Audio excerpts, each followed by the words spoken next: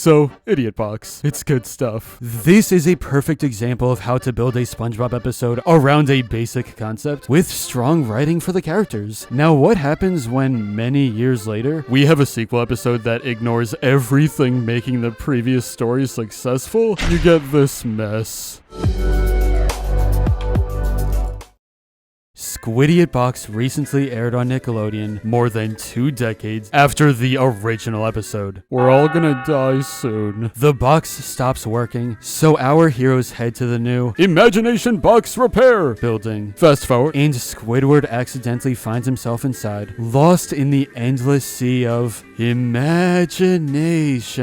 SpongeBob and Patrick guide him towards escape as he faces obstacle after obstacle, every minute promising some new, life-threatening danger. It's a Squidward torture episode. You know how these things go. But if you couldn't tell already, I think Squidiot Box falls into the category of, yikes, this episode kinda sucks. Don't get me wrong, there are great stories in the modern era of SpongeBob. But when we get a direct sequel to a golden era episode, the problems of the show are in the spotlight. To see what I mean, let's talk about Idiot Box. Mwah! Chef kiss. 10 out of 10. Or pretty close. The best part about this episode was that the fun lied in the dynamic between the characters. SpongeBob and Patrick were off in their own world, and Squidward didn't understand. We never got to see inside the box. Just like Squidward, we had an outsider perspective. We were confused, and it was funny. That was where the comedy was. Squidiot Box is the polar opposite. It also feels like a tell, don't show episode. We see everything we need to. Characters state the obvious. All the mystery and intrigue of the original is gone. It's just Squidward in new places and constantly getting hurt.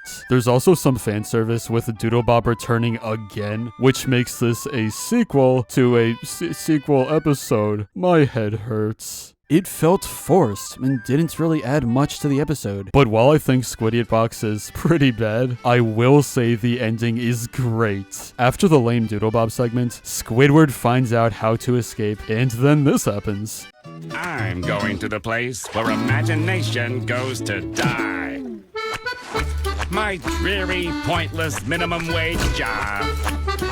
Huh, an actually clever joke? I mean, it's probably the only one from the episode, but I appreciate it. It gets even better when Squidward is imagining himself working at the Krusty Krab, so he's still stuck in the box. If the writers played around with this kind of concept more, I would have better things to say. Either way, Squidiot Box is a reminder of how different of a show SpongeBob is. That's fun. No long-lasting cartoon stays the same, but I just wish the team would focus on more original stories, because that's where they shine the most. Retreading old steps just feels like a recipe for disaster.